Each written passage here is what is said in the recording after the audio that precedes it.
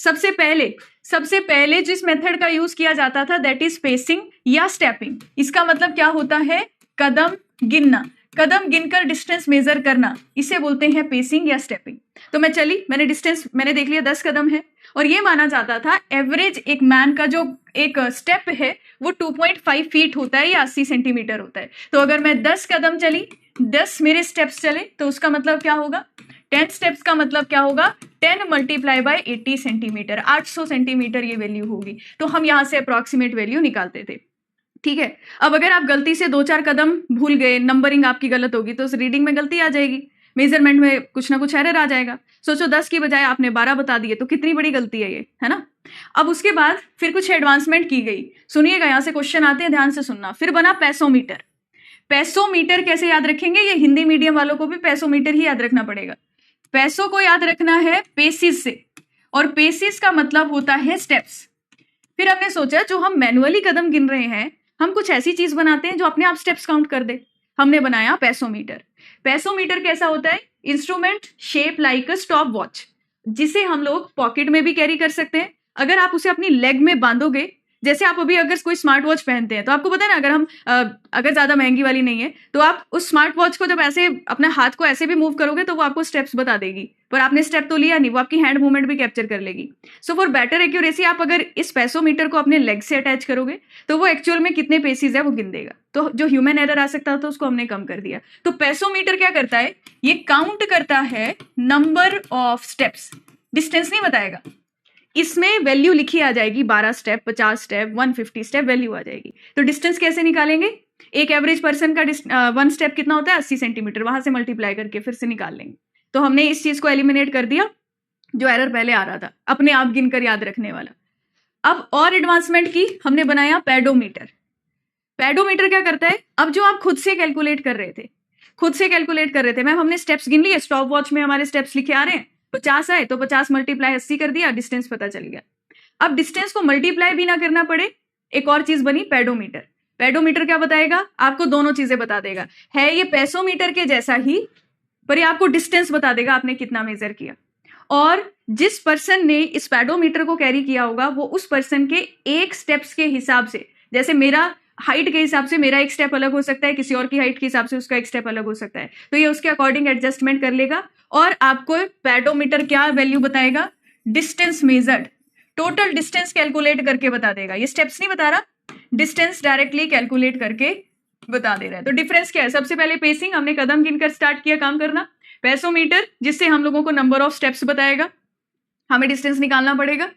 Pedometer distance ही बता देगा। और आपकी जो स्मार्ट वॉच होती है, आपकी वो स्मार्ट वॉच दोनों काम करती है, पेसिस भी बता देती है, स्टेप्स भी बता देती है। वहां से आप निकाल सकते हैं आपके एक स्टेप की वैल्यू कितनी है, डिस्टेंस जो आप एक स्टेप कवर कर रहे हो।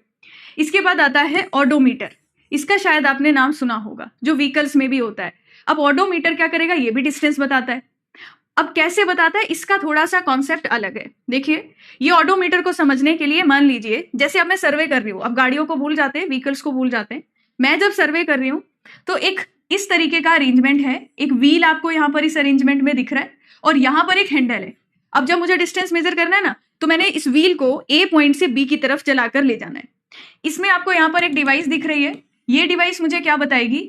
ये व्हील कितनी बार घूमा यानी कि कितना उसका रेवोल्यूशन हुआ। जैसे ये व्हील यहाँ पर मैं मान लीजिए ऐसे बना देती हूँ, ये एक व्हील है ना, यहां से ये स्टार्ट हुआ घूमना, तो ये घूमेगा ऐसे, फिर ये पूरा ऐसे घूमकर यहां पर पहुंचा। तो ये व्हील जब एक पूरा रोटेशन यहां से यहां तक आने में इसने क्या किया? एक पूरा रोटेशन कंप्लीट कर लिया। मैम एक चक्कर इसने पूरा लगा लिया, 1 रोटेशन।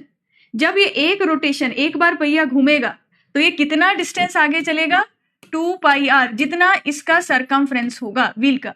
r रेडियस हो गया, 2πr करके निकाल लो। तो जब एक बार घूमा तो इतना लॉन्गिट्यूडनल, उतना उसने आगे की डायरेक्शन में डिस्टेंस कवर किया होगा। तो आपको ऑडोमीटर क्या बताता है? ऑडोमीटर बताता है आपके व्हील ने कितने नंबर ऑफ रेवोल्यूशंस लिए, कितनी बार वो घूमा, 5 बार, 6 बार, 7 बार। हर गाड़ी का ये अलग हो सकता है, हर व्हीकल के केस में, जिसमें टायर का साइज अलग है तो ये अलग हो सकता है। तो आप यहाँ पर क्या बोलेंगे? मैम ये 2πr। तो अगर मुझे ऑडोमीटर ने क्या बताया? ऑडोमीटर ने बताया कि व्हील ए से बी तक जाने के लिए 10 रिवोल्यूशंस लेता है, 10 बार घूमता है। तो टोटल डिस्टेंस कितना बताओगे उस केस में? टोटल डिस्टेंस कितना कवर किया, 10 मल्टीप्लाई बाय 2πr। समझ गए, यहां से निकालोगे 10 से मल्टीप्लाई कर दोगे।